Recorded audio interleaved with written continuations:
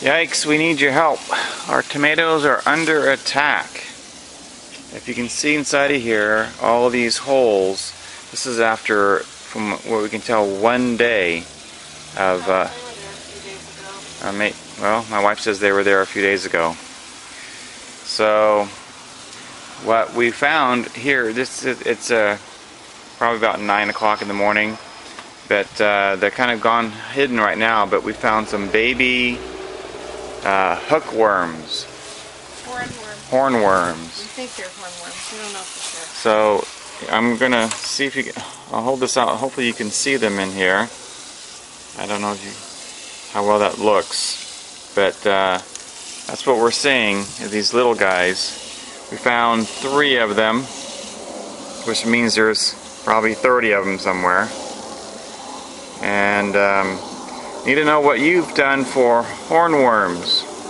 This guy's making his way out.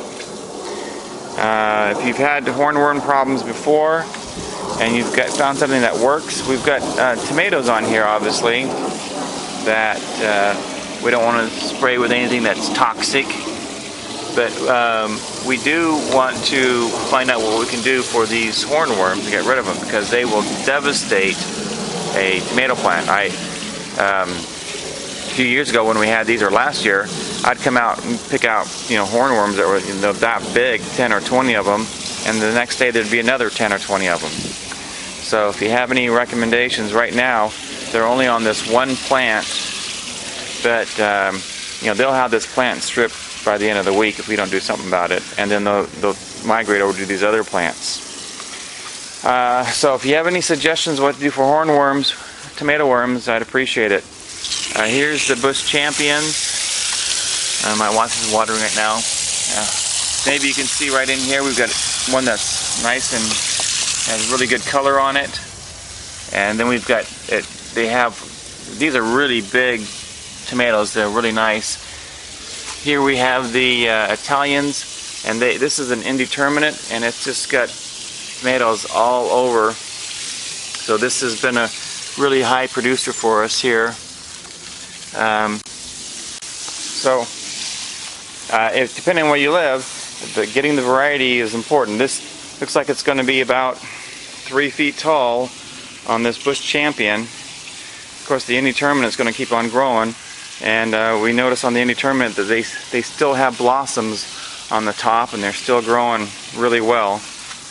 They kind of grow with big clumps of tomatoes, which is what we've seen, and then that's kind of it. So you kind of get them once and then it's over. Let me turn off the cell phone here. So here's a Arkansas Traveler, really full, lots of greenery on it, and it's an indeterminate, and it's got some sprouts up here. I don't see some flowers. So those are good, but I hate to put all this work into these tomatoes and then have them get eaten up by bugs. So far the birds haven't gotten into them, although we do see that the birds have been around. I think they've been in the blackberries.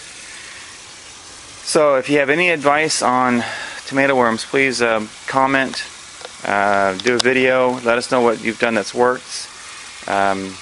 Or your grandmother that did, what your grandmother did that works, we'd appreciate it. And we'll give it a try and let you know how it works. Thanks for your help. This is LDS Prepper out.